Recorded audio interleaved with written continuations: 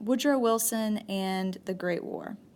And we're starting this video with workers in wartime. So the demands of a wartime economy, the production of weapons and uniforms and really anything that would go with war, combined with a shortage of labor, really improved the conditions of American labor. Immigration was reduced almost to non-existence at this point. Wages rose and unemployment pretty much disappeared during the war. The good thing was that manpower shortages created new employment opportunities for people who really didn't have those opportunities before, like blacks, women, other disadvantaged groups. And blacks really left the South in droves during the war to find jobs in northern factories. And while the government did try to put a stop to all strikes just because they were in the middle of wartime, really their actions sort of opened the way for unionization of many previously unorganized industries. So paying for the war. The war cost the federal government about $33.5 billion. And this is not counting pensions or any other post-war expenses. And about 2/3 of that cost was financed by government borrowing. And in addition to that, they sold Liberty and Victory bonds to American citizens, which raised millions of dollars. And on top of that, there were basically increased taxes. There was a steeply graduated income tax, which with a graduated income tax, you're put into a tax bracket depending on how much you make. And essentially, the more you make, the more you're taxed. But they also increased inheritance taxes and excess profit taxes. And this helped the government to raise about $10.5 billion. So about a third of it came from those income taxes, or the increase in taxes. Propaganda and civil liberties. So in order to try to get some public support, President Wilson hired a guy named George Creel to lead this newly created Committee on Public Information. And really all this was an organization that churned out propaganda. And this propaganda portrayed the war as a crusade for freedom and democracy. He wanted the Americans to be on board with this war. And another thing that happened during wartime was that in the midst of the hysteria of war, there was very little distinction between constitutionally guaranteed rights of dissent and illegal actions of sedition or treason. Just a couple of interesting examples here. Sauerkraut was renamed Liberty Cabbage. German was banned from being taught in some schools. People who didn't buy war bonds were subject to criticism. And while Wilson sometimes spoke in defense of free speech, his actions really contradicted his words. He signed the Espionage Act of 1917, and this gave fines of up to $10,000 or jail sentences of 20 years for aiding the enemy. And he also signed the Sedition Act of 1918. And this is really where the freedom of speech thing is sort of breached here. But the Sedition Act made saying anything to discourage the purchase of war bonds illegal. So it was illegal to say anything negative about purchasing a government war bond. So there was really a fine line between freedom of speech and treason. So wartime reforms. This can almost be thought of as an extension of the progressive era. Americans' wartime experience was part of and was a product of the progressive era. And the conditions of war really opened the way for government involvement in many different areas, in social and economic areas. And there was this new generation of professionally educated, reform-minded people, many of them who found jobs in the government. And it appeared that the war was creating like a common sense of purpose that might stimulate the public to cooperate to achieve progressive goals. And so this was really the time to do that. Women's suffrage, economic opportunities for blacks, gains in workmen's compensation, and prohibition were just some of the reforms of the war era. So women and, that should be blacks. I'm so sorry about that. Women and blacks in wartime. Women found jobs in new fields during the war, but for most of these women, these gains were short-lived. Traditional views of women's roles, the desire to rehire veterans once the war was over, and the opposition of many unions really prevented women from consolidating their employment gains. So there were lots of images circulating, like Rosie the Riveter and women working in factories and things like that. But after the war was over, a lot of that just sort of dissipated. And as men came back home from war, they took many of their old jobs back. So more than 500,000 Southern blacks moved to the North during this time, to the booming cities between 1914 and 1919. And these migrating blacks were really met with lots of hostility and on occasion violence. But many of them realized an improvement in their social and political status by moving to the North. Those who did join the armed forces were forced to serve in segregated units, and the majority of black servicemen were assigned to like support and labor units. Like they would clean the ships or cook for the other army men or things like that, but many of them didn't see the battlefield, or certainly not the front lines. Some of them did fight and die for their country though. But altogether about 200,000 blacks served in Europe during World War I.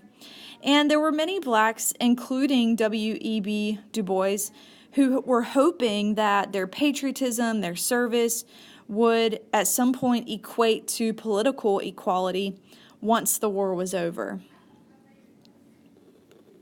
So Americans in the trenches. There were more than 2 million Americans that served in Europe during World War I.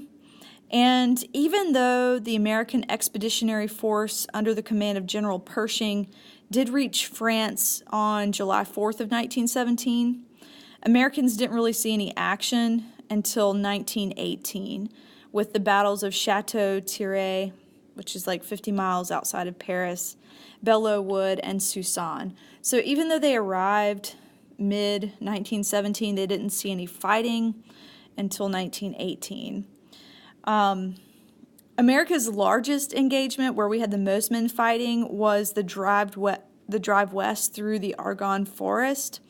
And this involved 1.2 million men, and it did prove instrumental in ending the war. And of course, in November 1918, an armistice ended the Great War. And so American casualties were 112,000 dead, 230,000 wounded. So even though the Americans didn't enter this war until the end, the effects of war were felt. So preparing for peace. So even though the hostilities ended in November of 1918, the world powers really had not decided what the shape of post-war Europe would be. And the Central Powers, Germany in particular, were thinking that there would be a settlement based on Wilson's 14 points. And these were aimed at making the world safe for democracy. Basically, this would guarantee freedom of the seas to all nations. It would tear down barriers to international trade. There would be a reduction of armaments. European boundaries would be redrawn. And colonial systems that acknowledge the interests of the native peoples could continue to exist. This really was not how that went down, though, because the victors, particularly England and France, found the provisions of the 14 points unacceptable. And they were unacceptable because they wanted the enemy to pay. And so Wilson went to Paris, and he hoped to personally guide the course of peace. Interestingly, no president had ever left the nation while in office. Taft even had a vacation home in Canada that he never visited because he thought it was unconstitutional. But with Wilson out of the country and preoccupied with the peace conference, domestic political situation began to unravel here in the United States. And there was growing discontent over his foreign policies, his tax policies, and even though there were gains in the labor movement during the war, labor was restive. And Wilson had really made his political situation worse because he made a partisan appeal for the election of a Democratic Congress in 1918. And in spite of that, I guess, Republicans won majorities in both houses. And so Wilson faced a hostile Congress. And then he made his problems even worse by failing to appoint any Republicans to the Peace Commission. And so that made it less likely that the Senate would ratify his treaty anyway. So the Paris Peace Conference and the Versailles Treaty. So you always have to talk about the Big Four when you talk about the Treaty of Versailles. And the Big Four were David Lloyd George of England, of course Wilson from the United States. From France, you have Georges Clemenceau, France, and then Vittorio Orlando from Italy. So these are our Big Four during World War I, and these were the ones who dominated the Paris Peace Conference. And really, Clemenceau, the only thing he cared for was French security. He feared a German revenge after the war was over. And he stated that if mankind couldn't keep God's 10 Commandments, they probably wouldn't keep Wilson's 14 points. But he, of course, thought Wilson was much too lenient on Germany. And again, they were far more concerned over security and war guilt and reparations than Wilson's goals. And so all the European victors ignored his goals, pretty much. Wilson was hoping for a League of Nations. That really didn't happen. But in essence, the solution was the Treaty of Versailles. And of course, is named for the place that it was signed, the Palace of Versailles, or just outside of Paris. And there are really three things here. Germany had to accept guilt, or they had to give an admission of guilt. They had to pay $33 billion in war reparations, which were not paid off until October of 2010. And they had to reduce their military, and their German colonies would be divided up amongst the victors. So this pretty much went completely against what Wilson was hoping for. And so Wilson finally comes back home, and he wants the Americans, or the Senate, the Congress, to sign off on his League of Nations.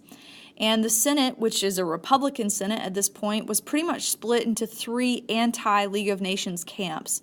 There was the irreconcilables, who rejected League membership on any terms, the mild reservationists, who backed membership to the League of Nations, but they wanted some minor revisions to the League's charter.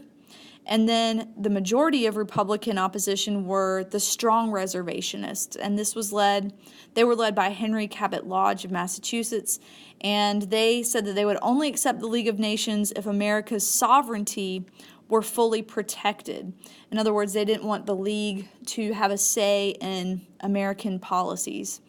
And so Wilson refused to compromise on any ground, and so he went on this nationwide tour, speaking all around the country to try to rally support for the treaty. And he actually, in Pueblo, Colorado, collapsed and had to return to Washington. And really, it didn't matter anyway. Wilson rejected all compromise on the League, and so the Senate rejected it completely. So the Red Scare. After the war, inflation spiraled.